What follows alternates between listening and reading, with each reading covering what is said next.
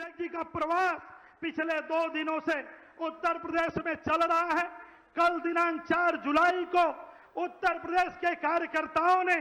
अवध क्षेत्र के कार्यकर्ताओं ने, लखनऊ महानगर और मखऊ जनपद के कार्यकर्ताओं ने अपने हृदय की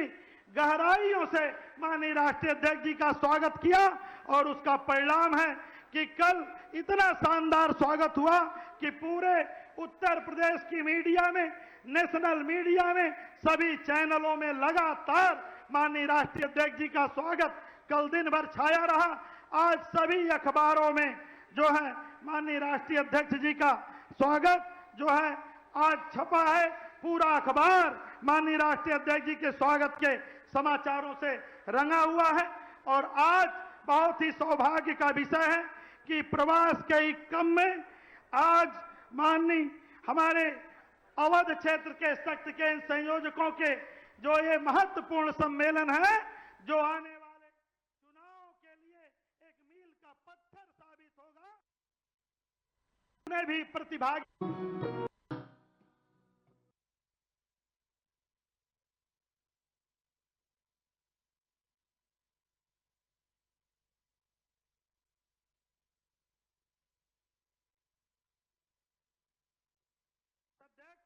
आदरणीय पंकज चौधरी जी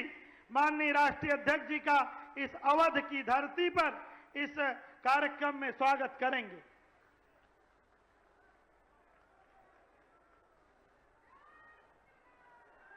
स्वागत के इस क्रम में माननीय राष्ट्रीय अध्यक्ष जी का स्वागत, अरे भाई रुकिए, माननीय राष्ट्रीय अध्यक्ष जी का स्वागत हमारे जो है इस क्षेत्र के क्षेत्रीय अध्यक्ष आदरणीय अवधेश द्विवेदी जी आए और साथ ही उत्तर प्रदेश के वरिष्ठ नेता उपाध्यक्ष आदरणीय ब्रिज बहादुर जी, दोनों लोग आकर के माननीय राष्ट्रीय अध्यक्ष जी को पुष्पगुच्छ और स्मृति चिन्ह दे करके अवध क्षेत्र द्वारा आदित्यनाथ जी का स्वागत करेंगे। श्रीमान अभिजात मिश्रा जी, इसी के साथ प्रदेश के उपाध्यक्ष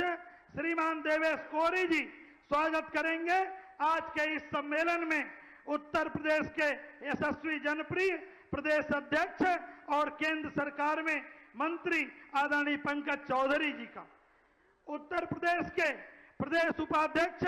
आदरणीय रमेश सिंह जी से आग्रह है कि वो उत्तर प्रदेश के बहुत ही लोकप्रिय जनप्रिय माननीय उप मुख्यमंत्री पूर्व प्रदेश अध्यक्ष आदरणीय केशव मौर्य जी का स्वागत करें। श्रीमान रमेश सिंह जी, इसी के साथ उत्तर प्रदेश के प्रदेश मंत्री श्रीमान बसंत त्यागी जी से मैं अनुरोध करूंगा कि वो आदरणीय उप मुख्यमंत्री वरिष्ठ नेता श्रीमान माननीय पंकज ब्रजेश पाठक जी का आकर के स्वागत करेंगे। श्रीमान बसंत त्यागी जी, श्रीमान प्रदेश मंत्री पूर्व विधायक श्रीमान विजय राजभर जी से अनुरोध है कि अपने प्रदेश महामंत्री संगठन शिल्पी माननीय धर्मपाल जी का आकर के स्वागत करेंगे। हमारे क्षेत्र के उपाध्यक्ष श्रीमान राजीव मिश्रा जी से अनुरोध है कि हमारे अवध क्षेत्र के क्षेत्रीय अध्यक्ष आदरणीय अवधेश द्विवेदी जी का स्वागत करेंगे। और मित्रों, स्वागत का क्रम यही इसके बाद संपन्न होगा। हम सब जानते हैं कि आज के कार्यक्रम के मुख्य अतिथि आदरणीय राष्ट्रीय अध्यक्ष श्रीमान नितिन नवीन जी का दृढ़ नेतृत्व, संकल्प, संगठनात्मक कुशलता और राष्ट्र सेवा के उच्च आदर्शों का प्रतीक है।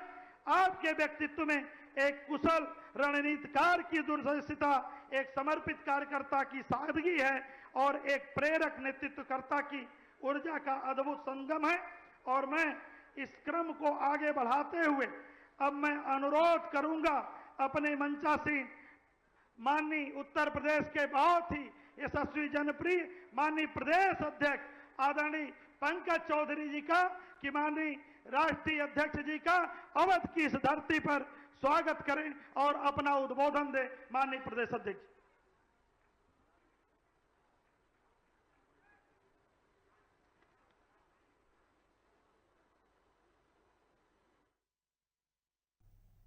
जिस रूप में है, कश्मीर में धारा 370 समाप्त हुई है,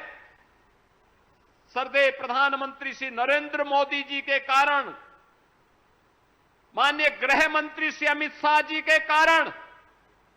लेकिन प्रेरणा पुंज हैं डॉक्टर श्यामा प्रसाद मुखर्जी जी।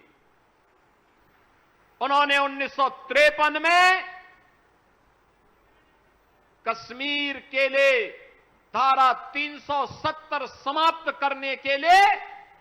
अपने आप को बलिदान किया था।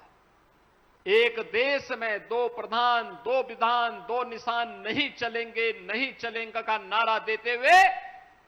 उन्होंने परमिट सिस्टम का विरोध किया था और कहा जम्मू कश्मीर भी भारत का हिस्सा है और इस पर शेष भारत का कानून बराबर लागू होना चाहिए। वह सपना साकार हुआ है जब प्रधानमंत्री मोदी जी ने कश्मीर में धारा 370 समाप्त करके सरदे डॉक्टर श्यामा प्रसाद मुखर्जी के सपने को साकार किया।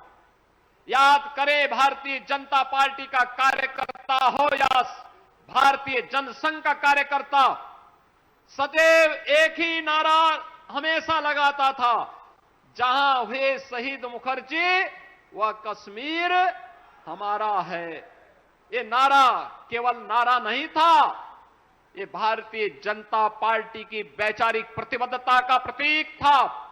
और उस सपने को साकार किया है प्रधानमंत्री मोदी जी के नेतृत्व में भारतीय जनता पार्टी की सरकार ने। कार्यकर्ता बहनों और भाइयों, आज आप देश के अंदर देखते होंगे गरीब कल्याणकारी योजनाएं जो भी बन रही हैं, प्रधानमंत्री मोदी जी के नेतृत्व में पिछले 12 वर्षों के अंदर जितनी भी वेलफेयर की स्कीम चली है, चाहे वह प्रधानमंत्री गरीब कल्याण अन्न योजना हो, प्रधानमंत्री उज्ज्वला योजना हो, प्रधानमंत्री स्वास्थ्य बीमा की आयुष्मान भारत की योजना हो, प्रधानमंत्री आवास योजना हो, स्वच्छ भारत मिशन हो, जीवन ज्योति बीमा योजना हो, जीवन सुरक्षा बीमा की योजना हो, यह देश के बिना भेदभाव के अंतिम पायदान पर बैठे हुए गरीब के लिए समर्पित है। यह अंत्योदय की प्रेरणा हमें प्राप्त होती है पंडित दीनदयाल उपाध्याय जी से, और पंडित दीनदयाल उपाध्याय के उस सपने को साकार किया है प्रधानमंत्री मोदी जी की गरीब कल्याणकारी योजनाओं के माध्यम से। और उन गरीब कल्याणकारी योजनाओं के माध्यम से आज भारत के अंदर बिना भेदभाव के शासन की योजना का लाभ अंतिम पायदान पर गया है, तो उसका प्रेरणा स्रोत है पंडित दीनदयाल उपाध्याय। सुशासन कैसे होना चाहिए, भ्रष्टाचार के खिलाफ कैसे, विरासत की राजनीति को आज कहीं ना कहीं उत्तर प्रदेश को उत्तम प्रदेश बनाने में वो सफलतापूर्वक अपनी सरकार का नेतृत्व कर रहे हैं। हमारे राष्ट्रीय संगठन महामंत्री आदरणीय बीएल संतोष जी, इस राज्य के दोनों उप मुख्यमंत्री जिन्होंने अपने नेतृत्व को अपनी कार्यकुशलता के बल पर कार्यकर्ताओं के साथ साथ जनता को भी अपने संवाद के साथ जोड़ा है, वैसे अपने उप मुख्यमंत्री आदरणीय केशव प्रसाद मौर्य जी, आदरणीय ब्रजेश पाठक जी, हमारे संगठन मंत्री प्रदेश के धर्मपाल जी, हमारे क्षेत्रीय अध्यक्ष जिन्होंने बहुत ही अच्छे तरीके से इस कार्यक्रम का आयोजन किया है, मैं उनको भी बधाई भी देता हूं। वैसे अवधेश द्विवेदी जी, मंच के संचालनकर्ता प्रदेश महामंत्री संजय राय जी, हम सब आज यहां पर शक्ति केंद्र के इस संयोजकों के सम्मेलन में उपस्थित हुए हैं। और जिस प्रकार की ऊर्जा मैं बाएं से दाएं और सामने देख रहा हूं, वो ऊर्जा इस बात का परिचायक है कि 2027 में भारतीय जनता पार्टी का एक एक कार्यकर्ता संकल्प करने को तैयार बैठा है कि शक्ति केंद्र की ताकत के बल पर, शक्ति केंद्र के हमारे संयोजकों के परिश्रम और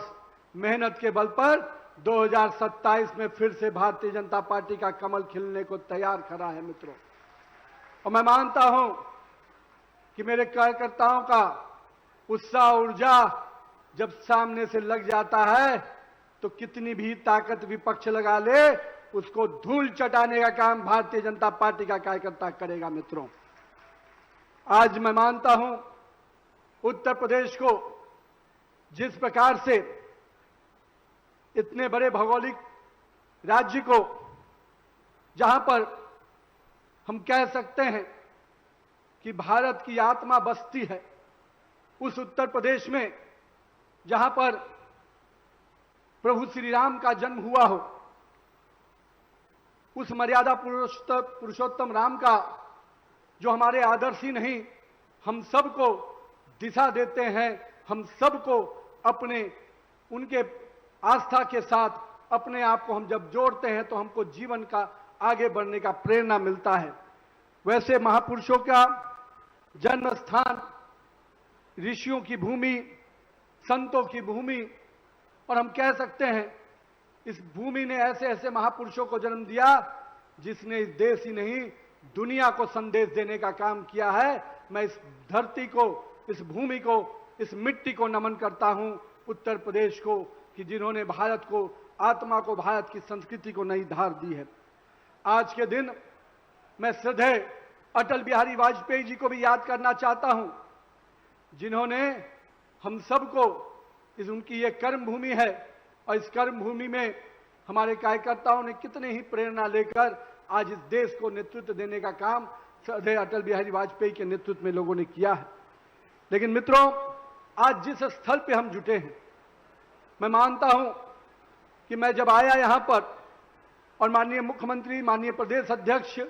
माननीय अपने दोनों उप मुख्यमंत्रियों के साथ इस राष्ट्र प्रेरणा स्थल का जब भ्रमण कर रहा था, तो मेरे अंदर एक गर्व की भावना आई। मुझे लगा कि उत्तर प्रदेश ने तो बहुत आयाम विकास के लिए, विरासत के लिए किए, लेकिन राष्ट्र प्रथम के जो नारा, जो हमारा उद्घोष रहता है, उसको आज राष्ट्र प्रेरणा के स्थल पर जिस प्रकार से श्रद्धेय श्यामा प्रसाद मुखर्जी जी का, श्रद्धेय दीनदयाल उपाध्याय जी का, और कह सकते हैं जिस प्रकार की आदमकद प्रतिमाएं और जिस प्रकार से पूरे राष्ट्र प्रेरणा का ये स्थल